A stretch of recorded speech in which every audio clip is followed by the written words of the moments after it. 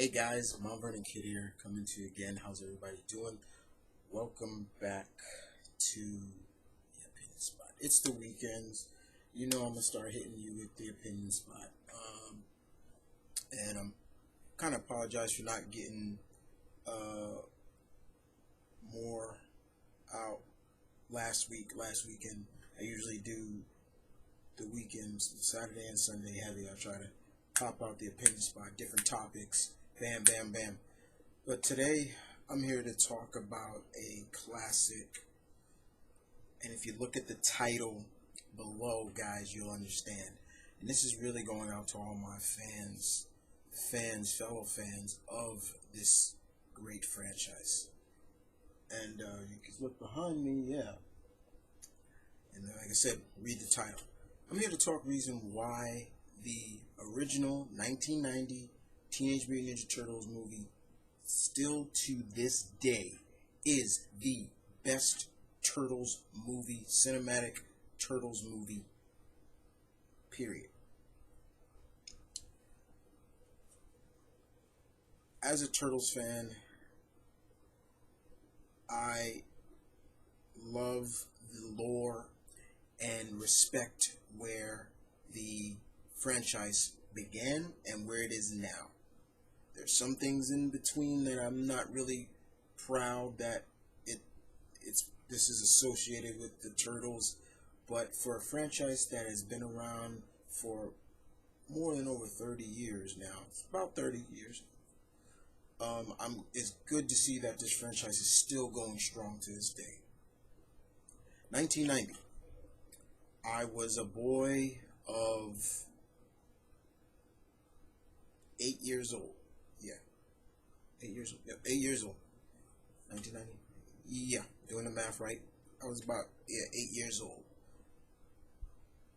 Still enjoying the cartoon of that era, of the time, which began in '87 and still going on into the '90s. And then finally we started getting word that there is a movie coming out, a live action movie. Seeing billboards everywhere of this. I would walk, my dad would take me places, my mom would take me places, and I would see billboards of this on the side of buses, near bus stops. You would see like the posters. In the subway, there would be posters. Going into Times Square at times with my father, you see the billboards. Instantly, my dad knew right away that my son was going to want to see this movie. His son was going to want to see this. His son is a huge fan of this franchise. He knows it, and he's going to want to go see it. Went to go see this movie, guys, and I loved it. Fell in love with the movie, and at the time, I just looked at it as being a Turtles movie. But still recognizing, like, this is different. You know what I'm saying? This is a lot different because of the fact that, this was a little bit not like the light-hearted Turtles that I was watching. Now, you gotta remember, I'm 8 years old. And I didn't get into comics really until 2 years later. So the original comic that came out in '84 has already been out about about 6-7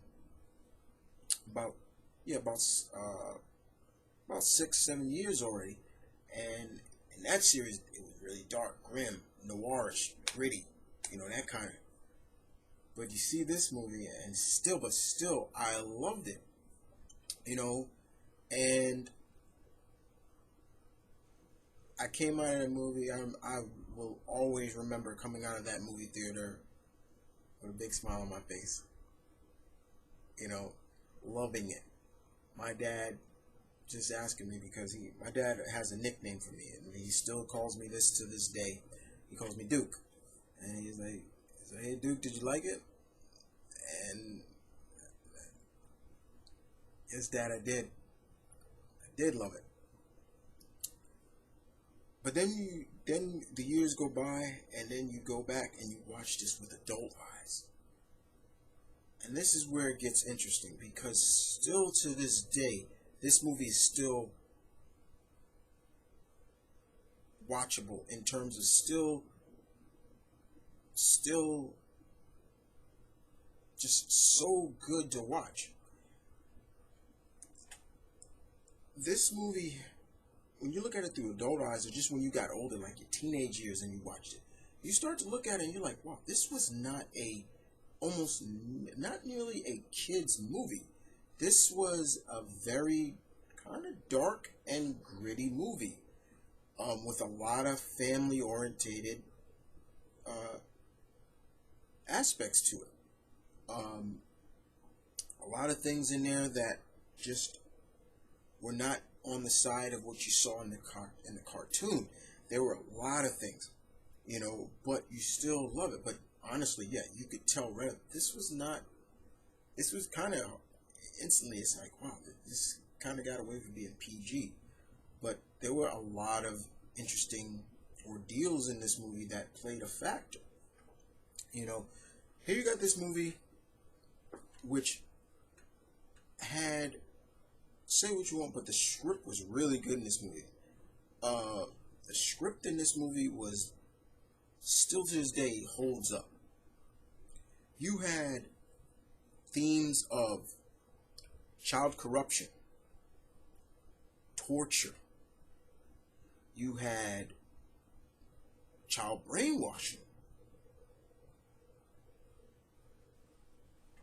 All right. And a lot of family issues in here. A lot of family issues that, when you think about Turtles in that time and age, it wasn't really like that. But it was showcased in this movie big time. You had Raphael, who was kind of, Raph has always been the hothead, and but look at the emotion he shared in that movie just for losing a sigh. He lost his sigh in the beginning of the movie, and April picks it up. And when you later see the Turtles walking through the sewers and talking about how they did, beating up the punks that tried to do some bad to April. You got Raph in the back just sulking, and then when they get to Master Splinter, he's just flipping out to the point, I lost a sigh. Yeah, but I can get it back. And you hear Master Splinter, who is this showcased as this loving father figure, just trying to tell his son, let it go. And then you got another brother trying to consult him, which I believe was Donatello, and issues between Raph, the brotherly issues between Raph and Leo, in terms of the torture, when the Foot kidnapped Splinter, he's hanging up, with all due respect, like a captured slave, chained up, and getting smacked around at times by Shredder. Torture. The child corruption and brainwashing basically came in through between Shredder, showcasing these kids as, at the time you look at it from a point of view of, here is a time where teenagers are kind of they're looking at that like, the world is against me, my parents are against me, they don't understand me, things like that. And here is Shredder giving them all these things that in that time and age, teenagers and kids flock to: video games, staying out late, having freedom to do whatever they want, brainwashing them into joining his Foot Clan, and you do this and I'll give you these. A lot of issues in this movie. When I talk about the acting in this movie, the acting was pretty damn solid, especially for a movie that didn't rely on a lot of big names. the biggest name in this movie, especially in the first one, was probably Corey Feldman. He was the biggest name, and he just voiced the character, Donatello. Other than that, the regular acting was pretty solid, but that script, you go back and just look at the script, just watch that movie, solid. Still to this day, watching this movie, solid. It makes you just realize, like, this still could have been plausible to this day if they wanted to do, if they had taken this route. What was wrong with guys in suits with the Jim Henson puppeteering? It looked more plausible, in my opinion, than giant 8 foot tall CGI turtles. I'm more about practical effects. You know what I'm saying? I love practical effects. And say what you want, but this movie still today is the best of the live action turtle movies. Still to this day. This one still holds up to this day. And like I said, there were a lot of issues in this. I mean, still to this day, guys, it's still, like, it's still watching it, especially from the scenes where Raph is getting beat down, thrown through a window, seeing Leo watch over his brother in a bath, scared and depressed over the fact that he's scared that his brother may not wake up anymore. You know, he will be in a coma. Still gets you. It still to this day gets you. The first time I saw the movie and those scenes came up, I cried because I didn't want to see the turtles like that. I didn't like seeing the turtles like that. And still to this day, when I watch those scenes, it's still emotional. Very emotional. Very emotional movie this was.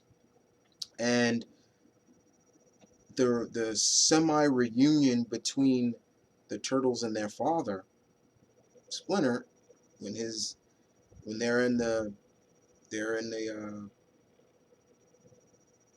when they're in the woods, fire, and his after image comes up, and he's talking to them, and they hear that. It's so touching to this day.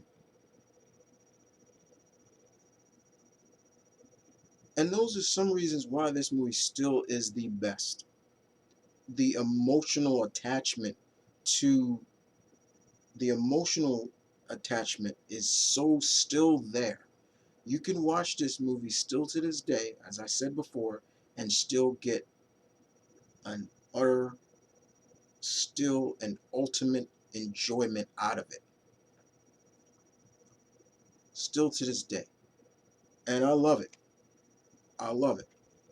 This movie, remember doing research on it, this movie was made on a budget of $13 million, I believe. 13 mil. That's not a lot of money. Back then, that was pretty much a lot of money. Now, it's like, you know, and it brought in over $500 million. That's amazing. Nowadays, movies barely do that like that. Some do, some don't. But it's still, to this day, and this is my opinion, excuse me, and this is just my opinion, guys, but still to this day, the 90's Teenage Mutant Ninja Turtles movie, giant guys in suits, puppeteering and all, fight choreography, great fight choreography, whatever you, still is the best. And it's probably the best adaptation of the Turtles to this day, live action wise. It's still probably the best closely adapted to the original source material than any of the other stuff. Pretty much. Still to this day.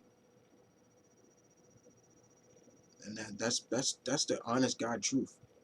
If there is anybody out there that feels differently, please, please leave your comments in the section below and explain to me why the other live action movies are better than this one. There are, excluding the the animated theatrical movie, there are 4.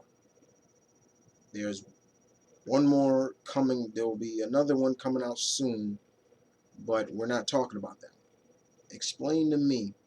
So if there's anybody here that disagrees with me or has some, feel free to give your opinion. I'm looking forward to it. But in my opinion, ladies and gentlemen, the Turtles, the 90's TMNT movie, still is the best of the live action theatrical movies.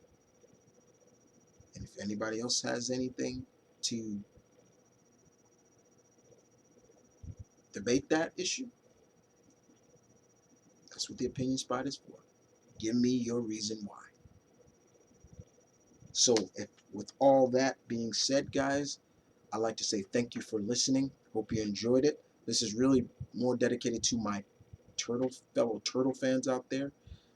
If you've never seen this movie, I highly recommend it. Till this day, I it's one of the movies I highly recommend. In terms of a turtle movie, yeah.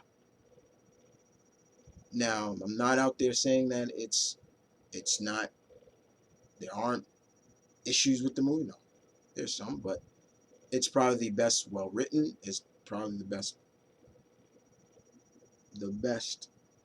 It's well written. It has so many good themes in there that you look at and you're like, wow, it's good stuff.